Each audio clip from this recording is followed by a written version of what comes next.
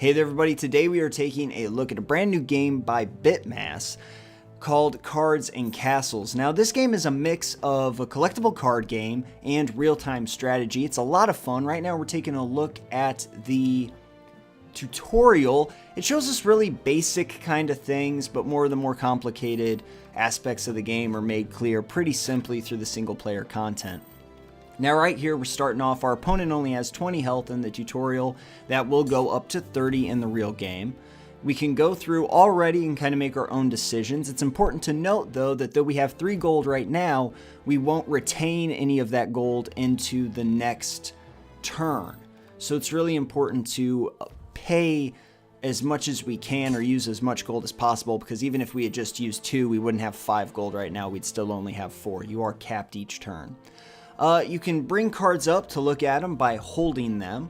Otherwise, you're just going to tap and slide them across the field to utilize their effects. And the rest of the game is pretty straightforward. The touch interface is super useful in this game. It's very easy to command your troops, and I've not had any accidental clicks and things like that. It doesn't specifically ask you to confirm actions, but it does kind of keep you from making mistakes by having a very easy, relatable touchscreen interface. The rest of this is pretty much going to just play itself out. A quick note about the gold, and that'll be it. So why don't we jump out of this and into some actual gameplay. So now we're going to jump right into a draft that we had started a little bit earlier. This is asynchronous multiplayer, so after you end your turn, you'll be notified when the opponent responds. These games have tended to take a little while here, and you're seeing something that you didn't see in the tutorial, and that's going to be these towers. Now you can fight for control of those towers, and if you damage them enough, you'll actually be able to take control of them and utilize them again. I had a lot of problems in the early game for this particular one because I didn't have any low-cost cards, and that's just one of the reasons why it's important to have low-cost creatures and things like that in your deck, because you can see I really didn't have any choice here. And you can take back moves in the asynchronous play. You only have 3 takebacks if you're playing live, so it's kind of a double-edged sword with the live play. Well, but that's really the only difference, is that you're able to strategize a little bit more. So I can play any of these 7, but I have a bunch of guys over there that really need to be cold, so I really think the only thing I can do is devastate right here and take them out. But then now I'm left with these 2, and like I said earlier, you're going to just waste those 2 gold. You're not able to get those back. And we've got an opponent that's already really trashing me, but we're going to have to figure something out here. I wish I had just a little bit more. And this is a draft format, so you're going to go through and select, 1 card at a time until you get your deck of 30 cards, actually, in this instance. But this is going to be a really tough one to come back from. If I could get Eye out there, I could turn this around pretty easily, but I have to protect it for an entire turn as well, and I obviously don't have the creatures to do that, especially with him having this guy. Quick double tap is going to bring up creature specifications. You're going to be able to see their HP, their attack, their move, and their range. You can also see it down there with the emblems. Sword is for attack, heart is going to be their health, their range is the little target, and their movement speed is the boot down there. So you can see that, this is a special character. It doesn't attack, but it can heal, and it gives a little, you can kind of overcharge your health and actually go above your max HP, but then at the beginning of your next turn, it'll drain back down. This game has a surprising amount of depth, to be honest with you, especially with all the different card types. You've got your buildings, you've got your creatures, you've got spells as well, which I don't have any in my hand right now, but, just kind of going through that. You can enter drafts. Drafts aren't too expensive. You have live and asynchronous. You get, check marks awarded depending on your wins and things, and then there are bonus matches sometimes depending on how you do, and that sort of thing. So all the multiplayer's, really solid.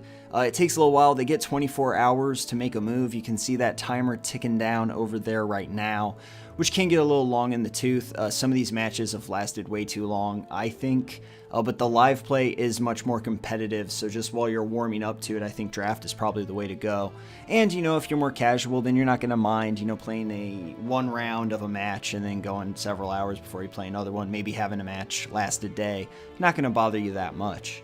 Now let's go ahead and take a look at the deck building. This is really the last thing that we have to look at. You can see we have all the different card types. You can actually look through here and take a look at all the cards. You can see that you have shards up here, and what that allows you to do is actually get rid of your extra cards because you only have 4 copies in a deck at any given time.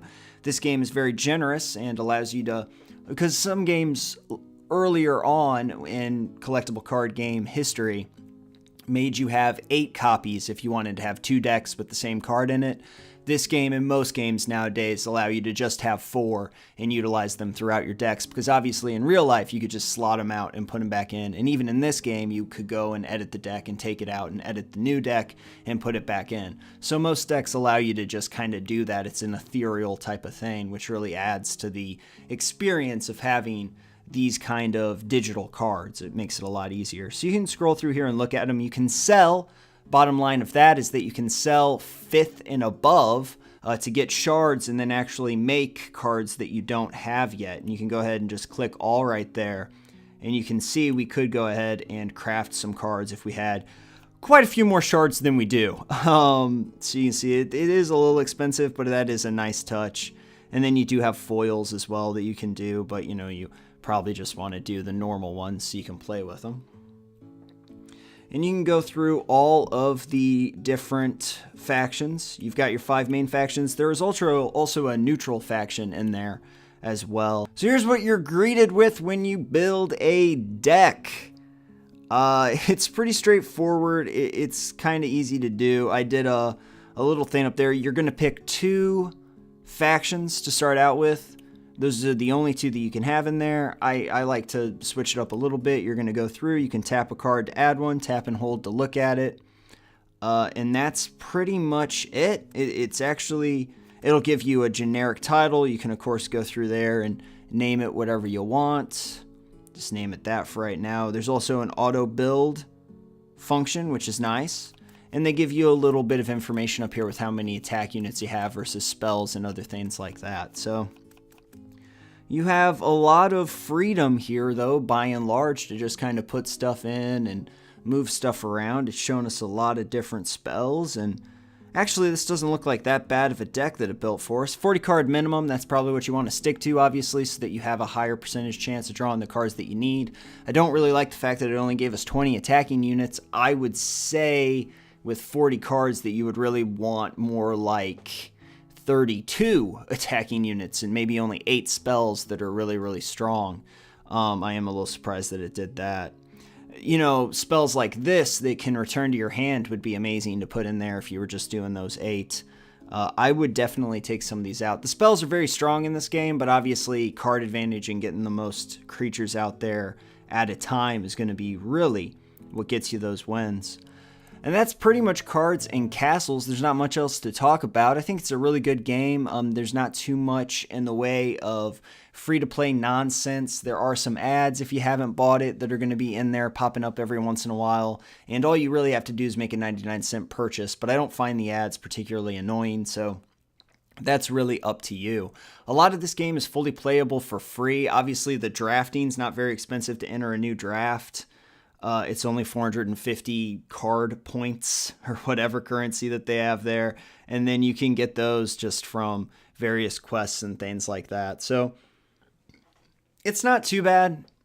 Relatively cheap, all things considered, especially in the current climate, with so many other free-to-play games kind of going in the opposite direction. Not to mention the fact that you have a myriad of scenarios here to pick from that are going to allow you to have tons of single-player fun, which is actually something that I didn't expect from this game.